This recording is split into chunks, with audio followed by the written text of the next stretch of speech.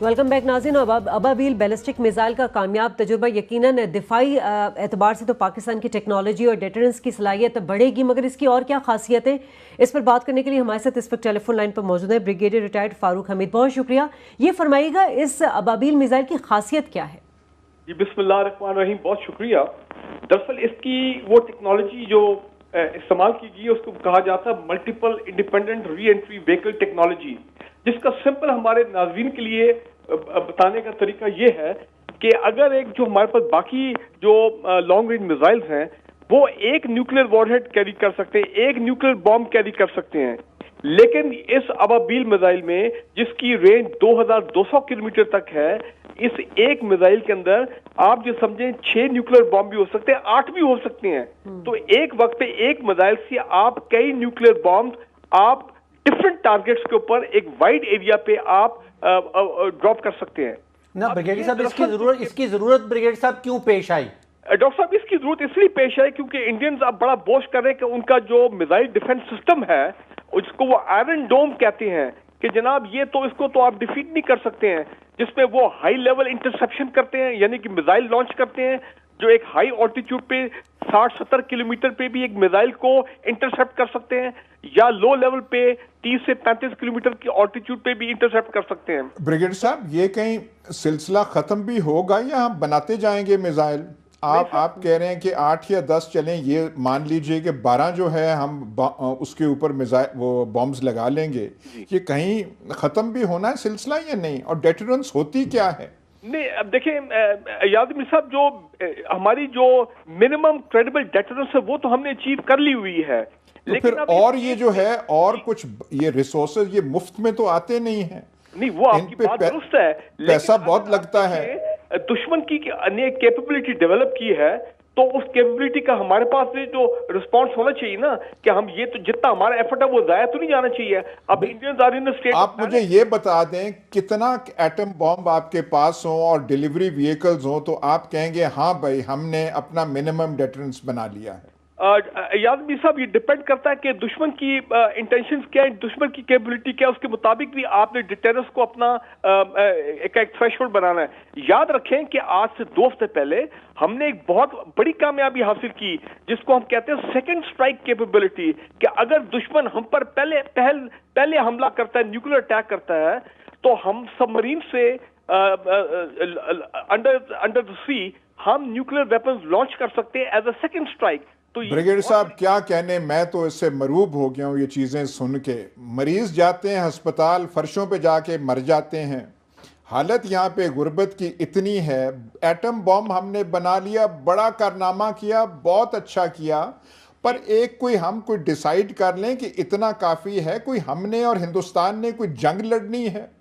और आप ये जो अबाबील की रेंज बता रहे हैं कि 2000 किलोमीटर से ज़्यादा है। जी बिल्कुल। अगर हमारे मिसाइल दिल्ली तक ही पहुंच जाएं या हरियाणा अमृतसर तक, ये काफी नहीं है डेटरेंस के लिए, या कलकत्ता भी हमने बर्बाद करना है? नहीं, वो आपकी बात सही है, लेकिन इस पर्टिकुलर जो अबाबील मिसाइल सिस्टम है इसमें क्योंकि मल्टीपल वॉरहेड्स हैं कि एक मिसाइल से आप कई लॉन्च कर सकते हैं डिफरेंट एरिया, तो इसकी जो डिस्ट्रक्टिव एबिलिटी है वो बहुत ज्यादा कई गुना बढ़ जाती है और आपकी जो डिटेरेंस कैपेबिलिटी वो भी बढ़ जाती है। लेकिन साहब, आपको क्या ये लग रहा है कि पाकिस्तान और इंडिया के दरमियान में एक ये मिसाइल वॉरफेयर एक रेस शुरू हो गई है मिसाइल बनाने वाली? देखें, ये तो नजर आ रहा है कि जो अगर वो आपको किसी चीज से थ्रेटन करेंगे तो आपने उसका काउंटर तो करना है। लेकिन मुझे एक मिनट जरा दीजिए, मैं आपको सवाल का जवाब देना चाहता हूं। देखें, पहले ये प्रपोजल फ्लोट हुआ था कि ठीक है जी, साउथ एशिया को न्यूक्लियर फ्री जोन बना दे, इंडियंस भी अपने न्यूक्लियर प्रोग्राम खत्म कर दे। ब्रिगेडियर साहब, आपकी सब बातें आपकी सब बातें मान ली। मैं सिर्फ एक आम से सवाल पूछना चाहता हूं। घर में खर्चा महीने का पूरा ना हो रहा हो, खाने को है नहीं, दवाई के लिए पैसा नहीं है, तो आप घर में कितनी कलाशनिकोव रखेंगे? याद अमीर साहब, बात यह है कि आपको अपनी सर्वाइवेबिलिटी की भी तो, नेशनल सर्वाइवल की भी तो बात करनी है ना। आप इस वक्त इंडियन आर्मी का 80% जो बल्क है वो ईस्टर्न बॉर्डर के, हमारे ईस्टर्न बॉर्डर पे डिप्लॉयड है। लेटेस्ट जो उनके वो आर्मी चीफ थ्रेटन कर रहे हैं आपको कोल्ड स्टार्ट के साथ, आपको वो सर्जिकल स्ट्राइक से आपको थ्रेटन कर रहे हैं। कोल्ड स्टार्ट के लिए आपने देखे 70 किलोमीटर वाला मार्क करने वाला अल नस्र मिसाइल आपने डेवलप किया। सर तो लेकिन साहब ये क्या पाकिस्तानी कौम में है कि वो कोई अल्फाज बोलते हैं हम पता नहीं डर जाते हैं और क्या क्या करते हैं। आपकी मैं बात मानता हूं, लेकिन कंटिजेंसी हम थोड़ा सा एक अपना पोस्चर रखें और थोड़ा ये जो है इनकी धमकियों में ना आए। ये क्या बात है, कोई वहां का एक डिफेंस मिनिस्टर कोई बोल देता है तो यहाँ पाकिस्तान में बुखार लग जाता है। हम इतने बगैर एतमाद के गैर एतमाद है हमारी कौम में। अयाज मीर साहब, जब तक आपका भारत के साथ एक peaceful peace plan in process नहीं होगा, आपका डायलॉग प्रोसेस शुरू नहीं होगा, तो आपका ये जो मामला पीसफुल कोएग्जिस्टेंस के मामला उस तरफ नहीं जाएंगे। तो ये तो चीजें चलती रहेंगी जब तक इंडिया और पाकिस्तान के दरमियान ये मामला है। ये तो मान लेना कि काफी मिसाइल हो गए अब हमारे पास, अब अबील के बाद तो और कुछ हमें नहीं चाहिए। अब हमें कोई वो बड़ी कोई फाख्ता तो नहीं इसके बाद चाहिए। मेरा ख्याल अब अगला स्टेप है हमारा अपना जो missile defence against incoming Indian missile, अब मेरा ख्याल है वो भी हमें डेवलप करना पड़ेगा। ठीक है, बहुत बहुत शुक्रिया फारूक हमीद साहब, आप हमारे साथ मौजूद थे। अच्छा, ये तो खैर एक डिस्कशन चली। डॉक्टर साहब, एक वक्त था जब पाकिस्तान ने जनूबी एशिया में ये जो जौहरी हथियारों के खात्मे की भी बात की थी, लेकिन आप जैसे डिस्कशन उसका जिक्र किया अभी। हाँ, लेकिन जो डिस्कशन है वो यही है कि भारत के साथ जौहरी जो एक मिसाइलों हथियारों की जो रेस है। शाजिया, पहली बात तो ये है कि मैं नहीं समझता हूँ कि हमारे अस्पताल जिस हालत में हैं वो इस वजह से हैं यार साहब कि हम डिफेंस के ऊपर बहुत खर्चा कर रहे हैं। देखिए, डिफेंस का बजट इस वक्त 850 बिलियन रुपए का है। आप ये 850 बिलियन ख़त्म भी कर दें, हमारे अस्पतालों की जो सेहत है, हमारे अस्पतालों की जो हालत है वो बेहतर होने वाली नहीं है। ये हुकूमत की तरजीहात के ऊपर डिपेंड करता है। हमारा जो डिफेंस का एक्सपेंडिचर है वो सबसे बड़ा एक्सपेंडिचर नहीं है हमारे मुल्क का, इससे डबल ज्यादा हम कर्जों में दे रहे हैं। फिर पीएचडीपी आता है, ये तीसरे या चौथे नंबर पे आता है। देखिए, ये आर्गुमेंट्स जो हैं दी जाती हैं, रूस जैसा मुल्क भी इस बोझ को बर्दाश्त ना कर सका, अब वो कर रहा है। अब जो दोबारा उन्होंने कर दिया है। खित्ते में तवाज़ुन बहुत ज़रूरी है, और अगर भारत जो है वो किसी भी एतबार से बढ़तरी लेने की कोशिश कर रहा है, पाकिस्तान को उसे 2 हाथ आगे होना चाहिए, मगर अपनी आवाम की बुनियादी सहूलियात का भी ख्याल रखना चाहिए। दोनों की बातों को कंक्लूड कर दिया। बहुत वो जो इंतहा पसंदी की एक लहर और वहाँ पे दौड़ती है, उसमें शायद कमी आ जाएगी। तो ये PMLN हुकूमत करना चाह रही है। ये मैं सिर्फ थोड़ा इसमें से ज़रा आपको ऐड कर दूँ। जो दहशतगर्दी का मरकज़ फाटा बना था उसका गुर्बत से कोई ताल्लुक़ नहीं था। फाटा जो है अफ़गान जिहाद जिसे हम कहते हैं उसके लिए बेस कैंप बन गया, जिसमें सारी दुनिया शामिल थी, जिसमें हम भी शामिल थे, हमारी फ़ौज और ISI शामिल थी, CIA, सऊदी अरब और सारे थे। अफ़गानिस्तान का जिहाद बेस कैंप उसका फाटा था। जब 9/11 हुआ और वहाँ पे हमला हुआ अफ़गानिस्तान पे, तो वहाँ जो अल-कायदा और इस किस्म के तालिबान थे वहाँ से शिफ्ट होके उन्होंने बेस अपना फाटा में बना लिया। अफ़गानिस्तान से उन्होंने बोरी बिस्तरा उठाया और यहाँ पे आ गए। ये जो आज जो रिफॉर्म्स कहा जा रहा है, ये कभी भी मुमकिन ना होती अगर हमारी फ़ौज कार्रवाई जो है 2014 में शुरू ना करती। ज़रबे अज़ब के बग़ैर यहाँ पे आप इसे ज़म कर ही नहीं सकते थे, क्योंकि अमलन वो आपका हिस्सा रहा ही नहीं था। वहाँ पे राज और झंडा किसी और का चल रहा था।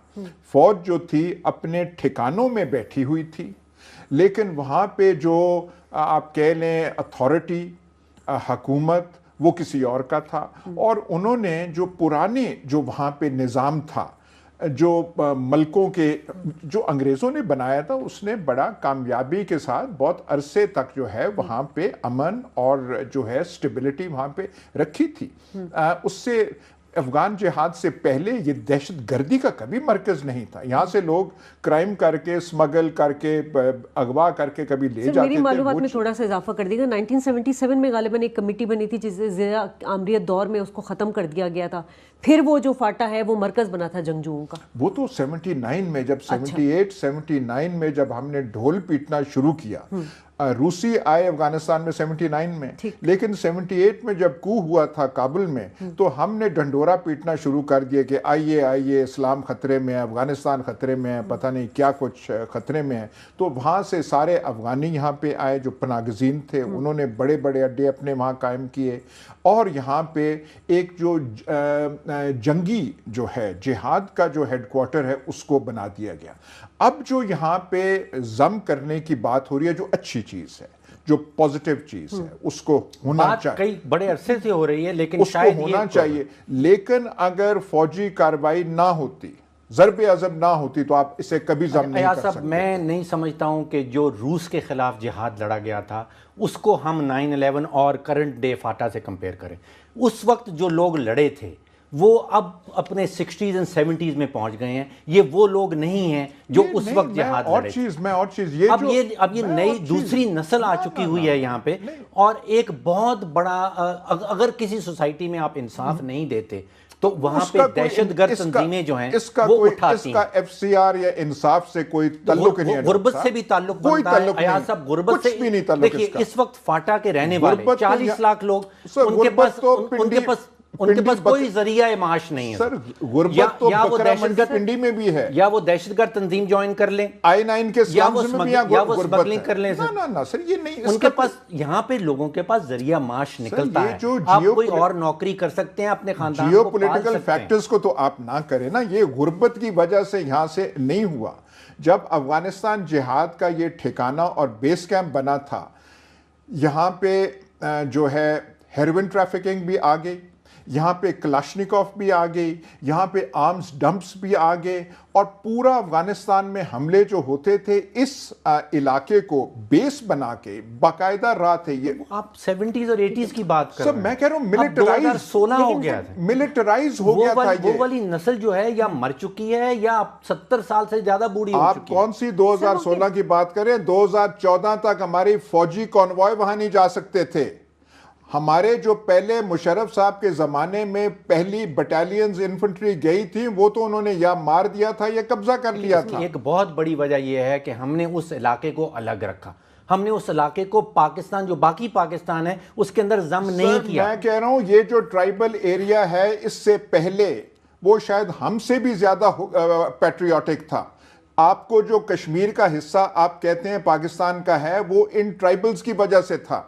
47 में जब वहाँ पे डोगरा राज जो है था और उन्होंने इल्हाक का वहाँ किया, यहाँ से कोई हमारी फौज के कुछ लोग गए थे, कुछ अफसरान गए थे, बाकी सारे के सारे यही ट्राइबल लोग थे जिन्होंने कश्मीर फतह किया। इंसान चाहे कहीं भी रहता हो, वो यही चाहता है कि मेरे बच्चों को बुनियादी तालीम मिले और सेहत मिले। सर, पर इसको और हमने दोनों को, हमें हकायक को ऐसे नहीं करना चाहिए।